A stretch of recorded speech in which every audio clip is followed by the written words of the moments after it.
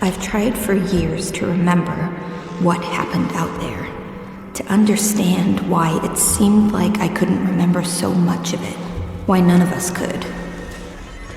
I'm finally starting to realize we can't remember it because at some point we became so alive in that place that we lost our capacity for self-reflection. The trauma people say survivors forget things to protect themselves because they were so horrible. But I think we can't or won't remember it clearly because we recognize deep down that we were having so much fun. That's the terrible truth we left out there buried, along with the people we called our friends. Except it's all coming back to me now. The danger, the thrill, the person I was back then. Not a wife or a mother. I was a warrior. I was a fucking queen.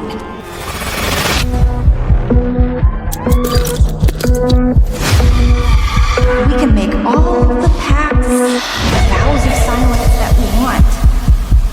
But if you really think about it, the only way to truly be safe, to be 100% fucking certain that nobody was ever gonna spill your darkest secrets, is to be the only one left. Can anyone hear me?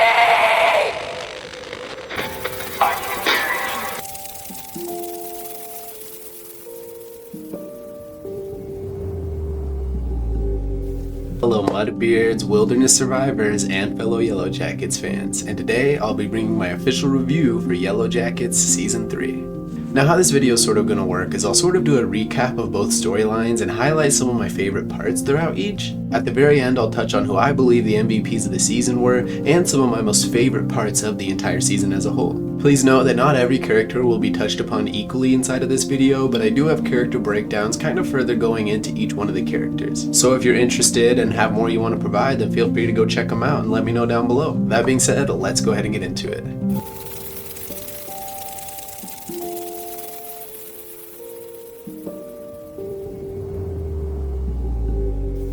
We'll start with the 96 timeline, of course, in the cave arc. See, throughout the show, we've had a lot of hallucinations and visions, and while Lottie has sort of been the golden standard for those who gets them, we see that a lot of characters go through near-death experiences and also get some sort of weird cryptic vision. This arc helps induce some of those visions and tells us how some of those visions could relate to the rest of the season as it plays out.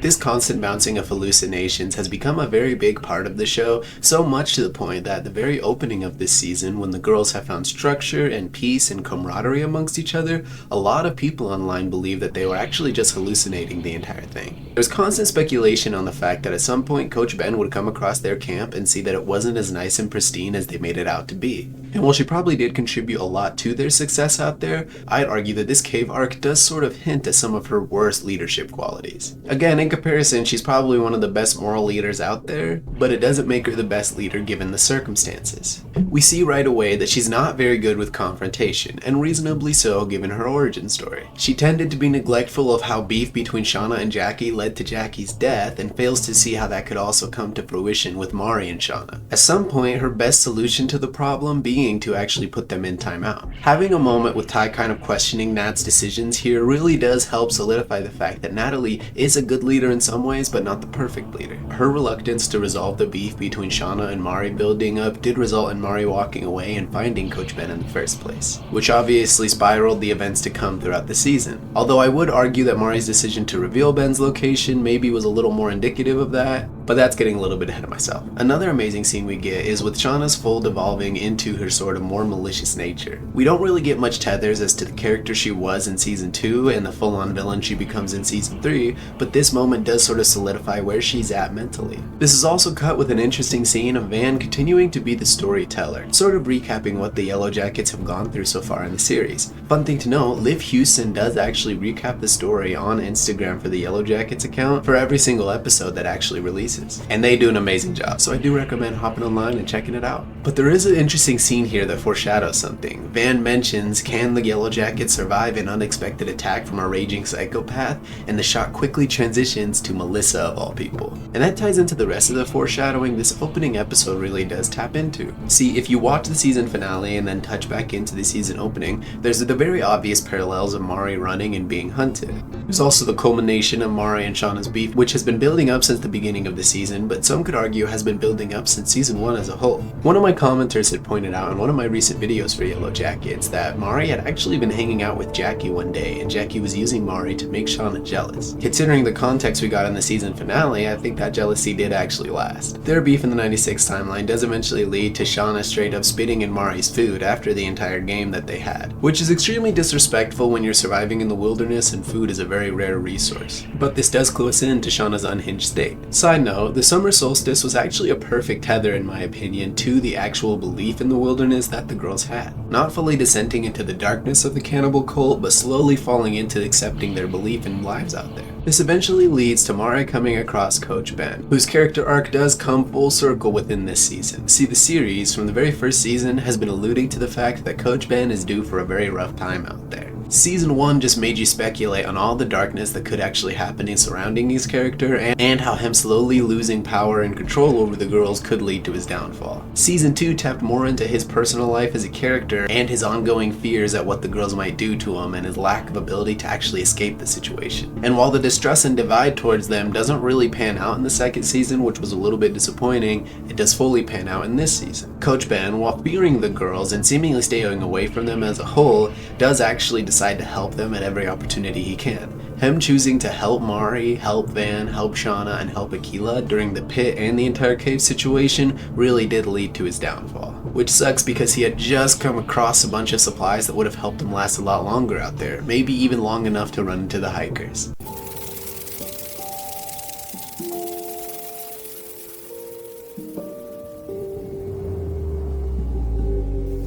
This opens up with all of the girls celebrating and eating Coach Ben. Interestingly enough, this happens after a reluctance of eating him. A lot of them very solemn and sad, probably dealing with the trauma of all the events that just occurred, but Lottie finally tapping into hearing the wilderness again, officially initiating a beautiful harmonization between all of the girls, all of their chants and singing turning into the actual vocals we've heard throughout the series so far. And with the cinematography and the continuous shots of capturing a circle/spiral, it was really beautiful to see. And with the next episode made really terrifying, because what they didn't know was watching them from afar was actually a group of frog researchers/hikers. The only difference is, from their point of view, they didn't hear the beautiful angelic harmonization that we as an audience heard.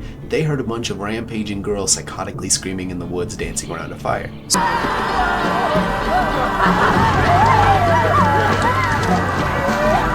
So what better choice to do than walk up to them and say hello? There is more to that, but I'll touch on that later in the video. Point is, before they approach, Halati seems to stop dancing and notice another hint towards Cabin Guy's existence. Or it could have been a ghost of Coach Ben, but I'd like to argue that Cabin Guy is still lingering around there within the story, and this was the one small hint we got of him throughout the season. Which works for me because the shot itself was very ominous and foreboding. I don't really know how to explain it, but the lack of lighting and just the small little bit of an indicator of who he could actually be was the perfect display of the vibe Yellowjackets brings as a whole. That same vibe and aesthetic is later captured in the finale, but I'll get to that. This vibe that's a little bit hard to put words to is so seldomly used in Yellowjackets, but when it is, it captures the same sort of gritty feeling that the opening pit girl did and the season finale did, as well as many other moments throughout the show. But interestingly enough, when the hikers do arrive, Akila, Travis, and Lottie are some of the first people to actually notice them arrive, and shouts out to whoever choreographed that small little moment of Lottie running away and sneaking around between episodes, because it led to one of the most iconic moments of all the series in the hikers' actual confrontation with the Yellowjackets. All of the Yellowjackets had a different response to their arrival, but Lottie's was easily the most interesting and most indicative, as well as the perfect callback to the bear that approached the cabin all the way back in season 1. And if those scenes seem somewhat unrelated, you could argue that Akila's vision, which happened right before this, also showed a Kodiak bear approaching the camp, similar and akin to the scene of season 1. Anyways, during the confrontation, Lottie acts as one of the hikers. The other hikers decide to run, with their guide taking a shot at the girls as they're chasing them. This results in Melissa getting shot and some solid development with Jen and Melissa's character. Melissa was another standout. Some people seem to be irritated that a character that was seemingly getting no lines in previous seasons and not even in season 1 was all of a sudden becoming such an instrumental part of the plot. I'd argue that she was just as important as everybody else out there in the group dynamic in the 96 timeline, but we did get to understand a little bit more of her with the development she was getting. Cut to the 96 timeline, and we see that nobody who has escaped the wilderness will ever live a normal life, and all of them have this touch of insanity or darkness within them. And Melissa taking Van out, despite my love for Van, was really cool to see. I've been wanting to see a malicious character go after them ever since the very first season, honestly. So hopefully we finally have that with Hillary Swank / adult Melissa. And while Melissa's gotten a lot of development throughout the season and forming a relationship with Shauna and tapping into her sort of darker nature, we did get to see a more vulnerable side of her character here, as well as a highlight to Jen's character as a whole. See, throughout the season, Jen's character has been a bit aggressive and a bit mean. And while most of the snippets we got of her in the series as a whole has been just as much, this moment solidified the fact that she is always going to be there for her friends and will always have their back. And that while she might be a little bit malicious and a little bit aggressive sometimes, it was really cool to see them both support each other in this moment. This also leads to a segment where Lottie's character finally made sense to me. See, Lottie gets up from eating the brains of the guy she just axed and asks the girls if they need any help pulling out the crossbow bolt from Melissa's shoulder. The girls respond very aggressively to her because she kind of caused this entire incident, and Lottie was genuinely confused about the entire ordeal. Her seeing herself as someone who walked up to a threat to the camp and actually got rid of it, explaining that the wilderness didn't want them there. And we all know how Lottie feels about people who don't really belong out there with the wilderness. This leads to an entire chase sequence where the hikers try to evade the girls and they try to hunt them down. Shauna's looking for blood, and Natalie quickly urges everybody to try to bring them in safely. We see that the moment these hikers arrive, a lot of the girls' personalities switch. Faced with the reality of actual rescue, you can tell where their priorities really lie. And Van's character is the perfect demonstration of this. And once they eventually capture the hikers, they do come to a decision point where they have to decide whether they want to leave or stay. This leads to a really interesting confrontation by the end of that episode, and I liked that Shauna, Ty, and Lottie have sort of been building up throughout the series to reach this pivotal point of wanting to stay rather than return home. Each of them sort of having their own reasons, but all of them equally crazy enough to want to do so. And I will say the shot of the triad standing up to the group and demanding them not to go anywhere was actually pretty cool to see and made me very excited for the next episode. The girls end up listening to Shauna and deciding to stay, but some of them definitely do want to leave, trying to figure out a way they could actually maybe sneak out of camp and release the hikers. Most of the girls seemingly decide Shauna's right and they might as well stay, but some of the girls do definitely want to leave, Natalie trying to form a plan so they could actually make an escape. Unfortunately, that plan fails when Shauna catches the hikers in the act trying to cut themselves free, and Hannah, in a quick moment decision and trying to fight for her own survival, decides to kill Kodiak, pledging her allegiance to Shauna and the community. A moment I definitely did not see coming, but did provide a lot more interesting aspects to Hannah as a character. And I do think she fits in pretty well with the girls. She carries a very Jackie-esque energy with her. And then we get an amazing Sophie performance as Nat realizes that they're not actually going to be able to escape now. And this leads us into yet another brilliant transition into winter, very resembling of the transition into winter from season 1. Both very depressing and heartbreaking moments. And this also culminates in the confrontation with Misty and her breaking of the transponder, something that's been waiting to be revealed since the very second episode of the entire series.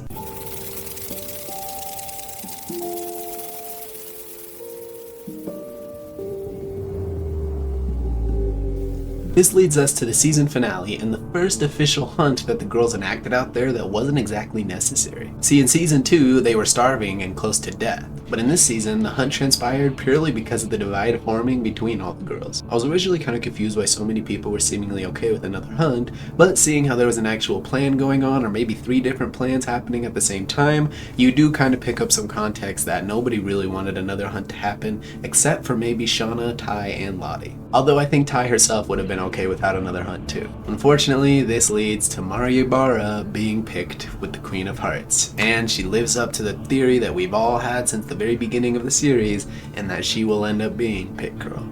And while the narrative did toy with that fact and the introduction of Hannah as a whole, she could have easily fit the same build as someone who was Pit Girl, I did like that they stuck with the idea that Mari herself did fully become this character. Mari's character wasn't someone who was super psychologically damaged, wasn't someone we got a lot of background information on, and obviously wasn't someone we got a lot to hear about in the adult timeline. But her character was perfectly utilized and lived up to her actual potential. I think her becoming Pit Girl makes the character an icon, and I can officially rest assured that she is my favorite character of Yellowjackets. Maybe not of the entire series as a whole, but when I go back to think about it, she is going to be one of the staple characters of the entire show. She is Pit Girl. She is the opening of the series. And with how the sequence was exactly choreographed, it did feel really dreadful, which is how the series opens up, and they capture that perfectly. With all the full circle moments and parallels they have, tying not only into the beginning of the season, but into the beginning of the series as a whole, I think the writers really did pay attention as much as they could to how they wanted to do this. It also adds a lot more context to that opening scene, in the fact that Pit Girl wasn't being maliciously hunted by everyone necessarily. She was more the result of everybody's different desires and plans finally coming into fruition. And at the end of the day, she did really get herself killed, falling into the same pit she fell into at the very beginning of the season.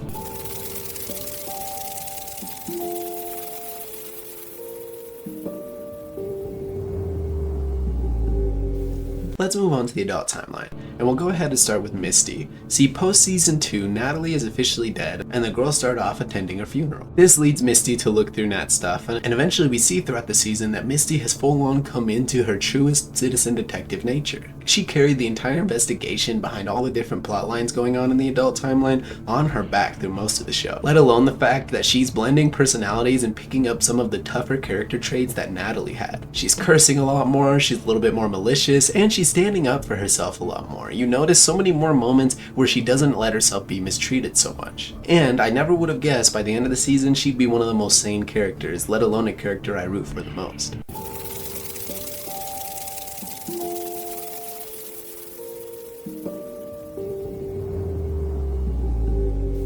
Let's cut to Van. Van's character is still dealing with her own mortality and her relationship with Ty as a whole. They're still bouncing back and forth with how much they kind of want to be together, but when Van's mortality does come further into play, they fully want to spend every moment they can together. And through a series of events, their belief in the wilderness and how it could actually help keep Van alive does kind of carry the story for them. Cut this to Ty, who is absolutely losing it. With her life falling apart, she's very much not caring of some of the things that are going on around them. Running away from a very established restaurant, not really caring about accidentally getting said waiter from a restaurant killed, even ignoring another visit by the eyeless man. We see as things start to transpire throughout the season and paranoias begin to rise, Ty begins to fully lean into what she can do to appease the wilderness and actually keep Van alive. She's full on ready to kill anyone she needs to, and she keeps bouncing back and forth between Dark Ty and Normal Ty. Tawny Cypress has definitely killed the role of Ty this season more than any other. While the performances have always been standout, Ty's slow losing of control and everything going on in her life was really awesome to see. And her acting of essentially two different characters slowly blending into one really made it hard to guess who was who most of the time.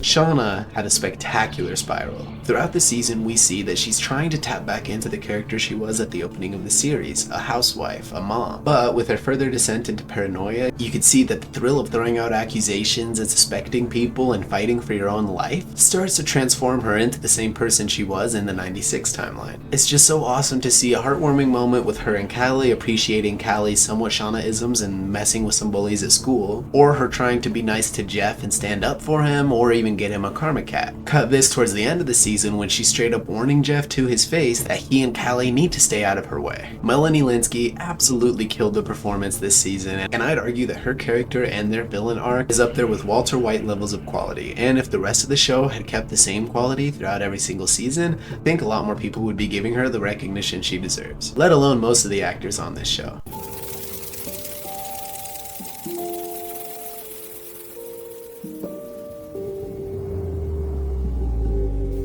Another side note, Jeff and Walter continue to be these really awesome quirky additions to the actual series. Walter very much bringing a 96 Misty energy to the adult timeline with adult Misty and having her sort of confront the worst aspects of her younger self, and Jeff continuing to be a lovable idiot, but also a guy who is somewhat normal and breaking down with all the things going on around him. But again, it's easy to forget with how charismatic he is and how likable he is that he genuinely blackmailed all of these traumatized post-traumatic stress-induced women who survived out there in the wilderness wilderness for so long. He read Shauna's journals, and who knows what was in there, and decided the best thing he could do was make them all fearful and paranoid, arguably starting all of the sequence of events that has transpired throughout all of this. And sure, you could say whoever sent the tapes, as in Melissa, was actually the one to start this, but remember, she only sent the tapes because of what she heard happened in Lottie's compound. And everything that happened in Lottie's compound wouldn't have happened if Jeff never blackmailed them in the first place. So while he is lovable, he is also easily the best person to blame for everything that's happening. But are you really going to blame the person who makes a raging psychopath angry, or are you going to blame the raging psychopath for going on a murder spree?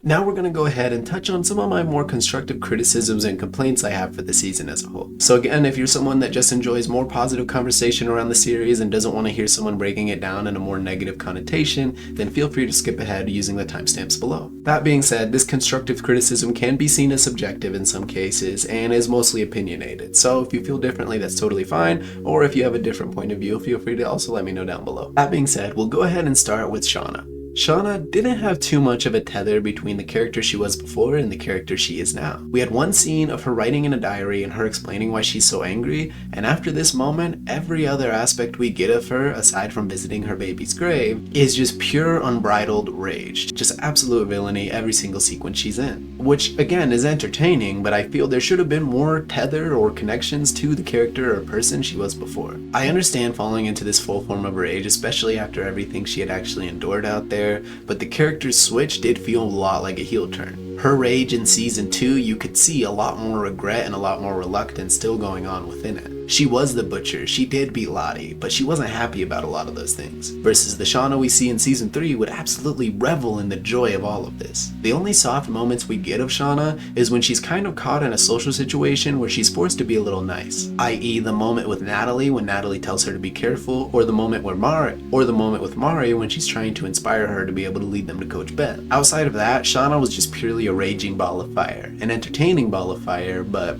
really one-dimensional at this point in the 96 timeline.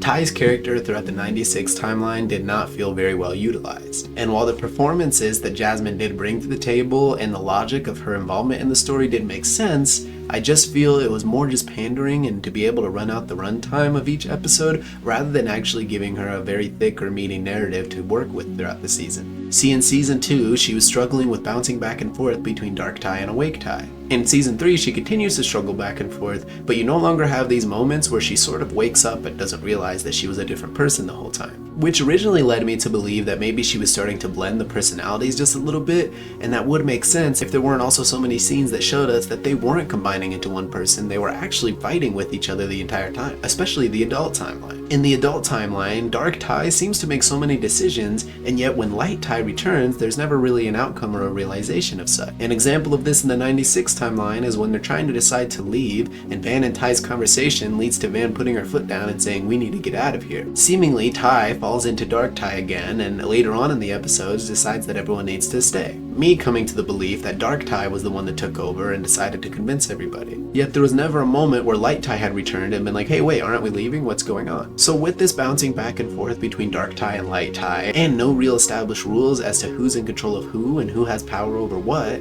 her character feels very much just kind of forced into the plot and utilized in whatever way seems to work best. I can't explain that scene with Ty smiling in the Eyeless Man, and I would argue that Ty's plot in the adult timeline very much centers around her in a lot of cases, and her Dark Ty, Light Ty confrontations. I'd say the teen timeline, it seems the writers were struggling how to best utilize her character. All of that being said, compared to other shows, her character didn't feel forced into too many plots, and there was enough of a logical established narrative for her involvement in a lot of the sequences that played out. Still, it sucks to come away from the season and say that the best scene of Ty in the entire season was probably her telling Shauna to back off. And no, I'm not just talking performances, obviously every performance was great. I'm talking more narrative structure. Another complaint I have is the unrealistic choices some characters make. The idea that the hikers who are out there and already a little paranoid of Kodiak of all people, their own guide, that they would approach a group of dancing and screaming girls singing around a fire just doesn't make any sense to me. As someone who was raised around the woods, as someone who's been around nature, as someone who has been pursued in darkness by crackheads before, over. You could very much pick up on the idea that this is not a situation you should approach by any means necessary. At the very least, Kodiak, who is established somewhat to be a survivor and know a little bit about surviving out there, should have simply walked away. And having been established to leave a situation if it seems like it's not really the best for him, i.e. him separating from Hannah,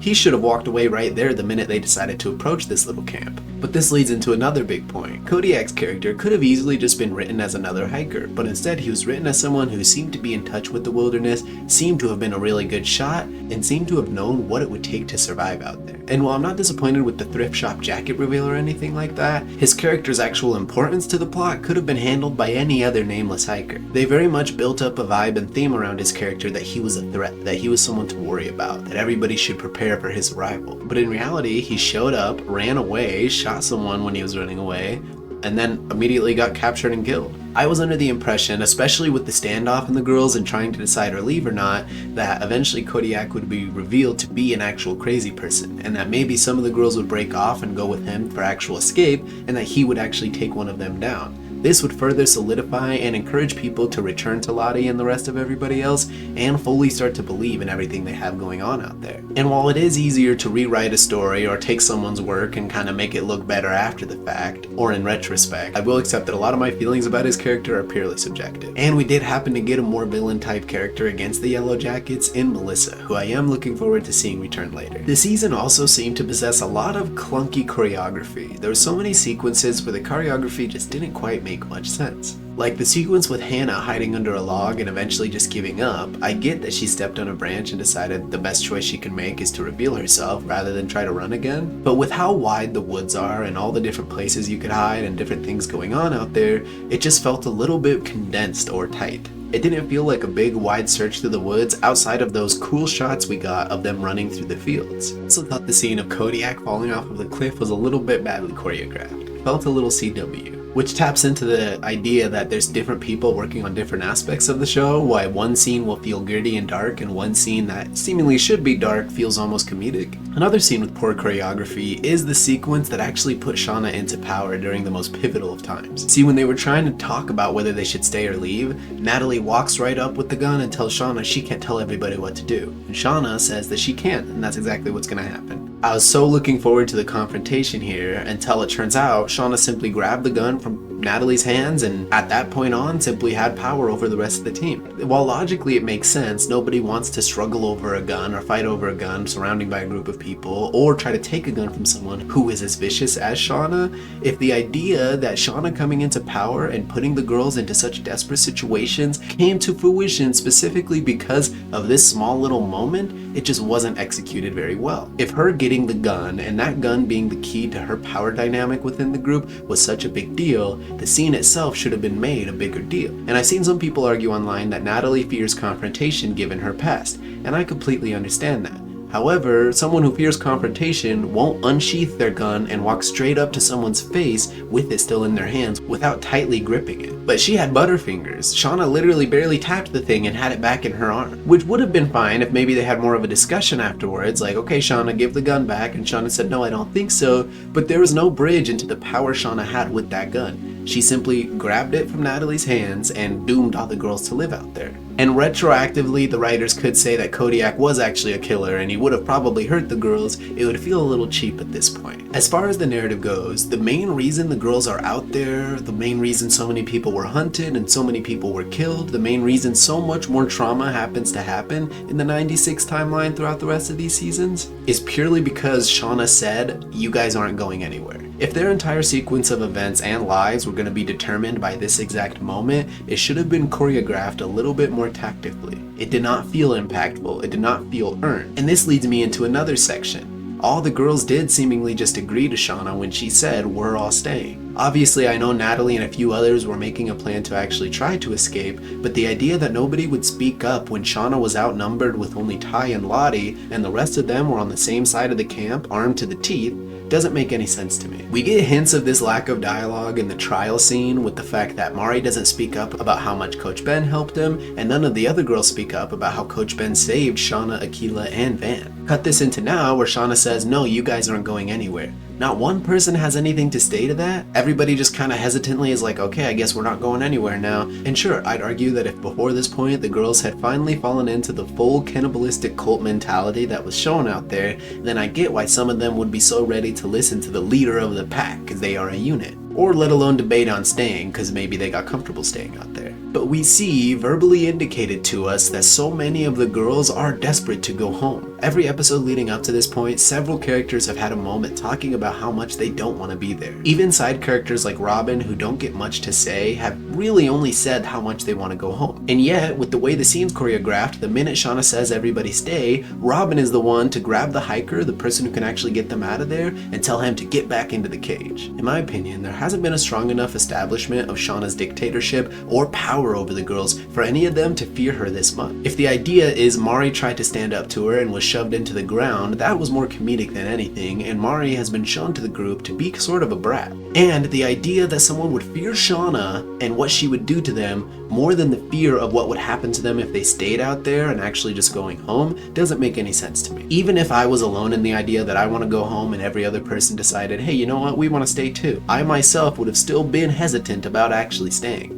Maybe even forming a plan just to escape with the hikers by my very self. But the way it's choreographed, Lottie tells them that they'll be safer out there for seemingly no reason, and Shauna tells them that they just aren't allowed to leave. The fact that as humans, especially humans who have already been surviving and enduring so much out there, and already should be a little bit vicious with each other, nobody had the backbone to be willing to say anything to Shauna or stand up. And it's one thing to want to leave and be intimidated into staying, but it's another thing to all of a sudden be one of Shauna's enforcers. The main reason they even needed this hunt to happen is because Shauna had been pulling people from their tents and checking them periodically. If someone forced me to stay and live in hell, why would I willingly pick up arms and be willing to fight for them so well unless they really intimidated and put the fear of God into my soul? But Shauna doesn't really do that with any of these characters. She kind of just says things and they happen. And what sucks the most is, like I said earlier, with Kodiak dead and not really knowing what his character's potential actually would have led to besides just being a hiker, Lottie's claiming of them being safe and why they should stay there,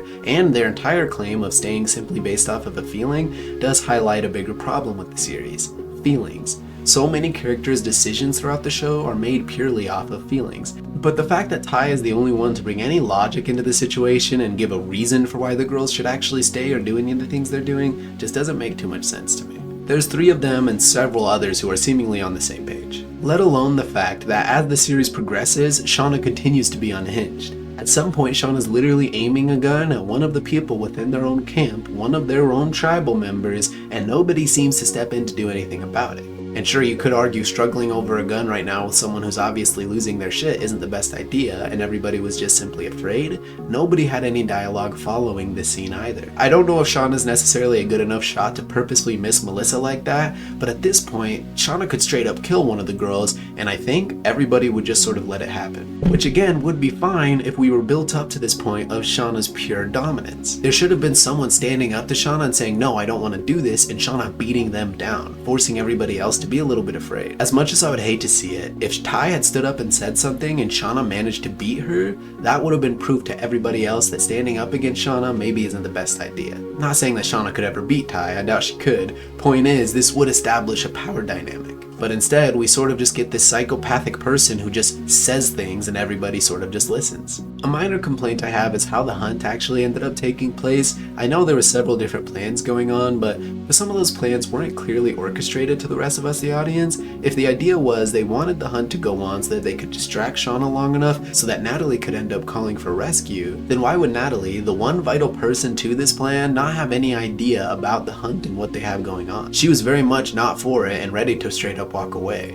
And coincidentally enough, Mari's the one who pushes for the hunt. I thought maybe we'd get more context like she was falling back into Lottie's belief, but we honestly don't even know if Mari was even in on the plan in the first place. You could try to put together that her lack of a response to picking the queen card and being hunted down and eaten alive maybe meant that she thought maybe she could survive and there was a plan in place so she wasn't too scared. But again, we never got that context. As far as we know, Van and Ty just had a plan to hopefully get Hannah killed and that was it. But everybody else seemed to have their own separate plans. storylines, with Jen wanting to have Mari have a fighting chance and leading Ty away, with Melissa plotting to fight Shauna at some point, with Hannah following Natalie and Natalie plotting to go out for rescue, and them switching clothes with each other despite the fact that one of them would still be considered missing. Although you could say that Shauna was so focused on her rage towards Natalie that she didn't really think about anybody else, but then I do find it coincidental that out of everybody there, Hannah and Natalie painted their eyes black, almost as if they knew before their confrontation or making of the plan in general that at some point they'd be switching clothes. Let's cut to the adult timeline. The adult timeline, while more interesting this season than any others, I will say still has these small little moments that kind of take you out of the pacing of the 96 timeline. And while I get it, you do want these small breaks in between some intense stuff going on,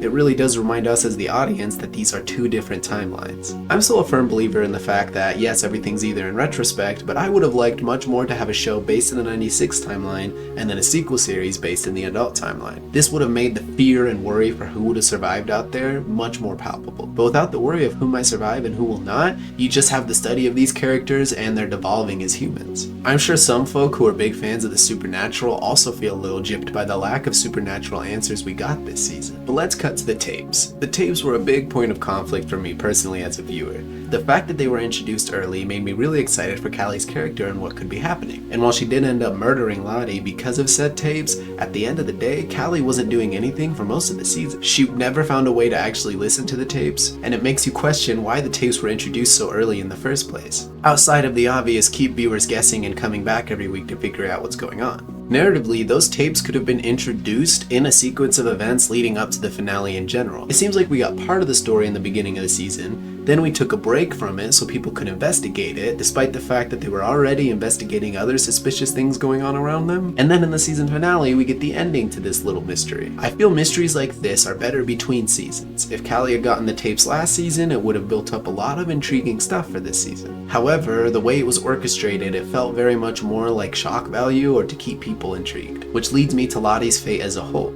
Lottie being revealed to have been murdered so early in the story and then being absent from the story for the rest of the series really did feel cheap. If the characters investigating her death found more about her, like her darkness or different things she was doing, then maybe it would make more sense. But the characters were very much more focused on whoever was still messing with them and who killed Lottie, not what she was doing as a character. I feel the 96 timeline, they finally started to lean into Lottie's dark horse nature as a cult leader, and with everything falling apart for her in season 2, this season would have been the perfect opportunity to have her step more into the dark ritualistic side of the wilderness. All these characters are tapping into the darker nature they had while they were out there, but Lottie seemed to just struggle with her beliefs and whether it was real or not, up until the very final sequence where it seems she finally fully devolved into the belief of the wilderness, which, while well acted and well spoken, didn't feel earned. As far as we can tell, Callie and Lottie were getting along just fine, and at some point during their conversation, Callie gets so upset with her, and the moment that pushes her over the edge is being compared to her mom. There has not been enough build-up to show that Callie is dark enough to push someone down some stairs and kill them, specifically because they related her to her own mother. Now, had you had Callie maybe investigating more throughout the season on what happened with her mom and maybe touching into different parts of Lottie's history and past, and maybe Lottie touching more into the darkness as witnessed by Callie, you could have had a much more impactful confrontation. Maybe Callie seeing the darkness in Lottie beforehand would have made the fear of that whole situation a little bit more tangible. And yes, you could argue that Lottie's death was needed so that everybody would have something to do and investigate, but again, people were already being messed with. We still don't know who sent the phone. We didn't realize who sent the tapes until the very end. People were still looking for answers. So adding yet another mystery to look for in the onset of mysteries we already got, especially considering most of these mysteries wouldn't even be answered by the end of the season, felt like you were just using shock value. Which really sucks because, and I'm gonna anger some people with this, if you were gonna kill any character off for shock value, it should have been Van, who arguably was actually killed off with better shock value. See, despite how much I like Ty's struggle to keep Van safe throughout the season, if she had died earlier in the season, around the time that Lottie had died, and maybe there was a mystery behind how she had died, that would have built up Melissa's character really well. That would have given Simone a lot more plot and narrative conclusion to her story as a whole, but it also would have made Van's involvement with the story last season that much more tragic because she finally came to the conclusion that maybe she didn't have cancer. Because she finally came to the conclusion that she couldn't. I feel it would have been much more impactful if Van was getting a receding cancer diagnosis and was happy and suddenly murdered out of nowhere, tapping into Ty's spiraling and trying to figure out what happened. And this also would have left more room for Misty and the other characters to investigate and build paranoia and suspicion around what actually happened. Then you could have utilized the rest of the season and some of those other sequences to show Lottie and some of the things she's been up to, and aspects of the wilderness and how it interacts with the modern day world. But instead, Van's character was kept alive, and kept alive simply to revolve around Ty. And again, both actors absolutely killed their roles, but I will say it would have been awesome for Van's character to have a little bit more initiative, or at least have more of a satisfying character arc. Instead, it feels like her entire purpose for the whole story was simply revolved around one particular character, which really sucks. Maybe I just don't like the idea of someone's entire life and everything they've gone through just involving around one little moment so someone else could get time to shine, but what can you do? All I can say is, if Ty ends up dying a very unsatisfying or brutal death next season anyways, then it makes her whole idea of being a hero pretty much mute. That being said, I don't actually have much complaints about Shauna's character arc this season. I thought it was really well done and really well put together, at least in the adult timeline.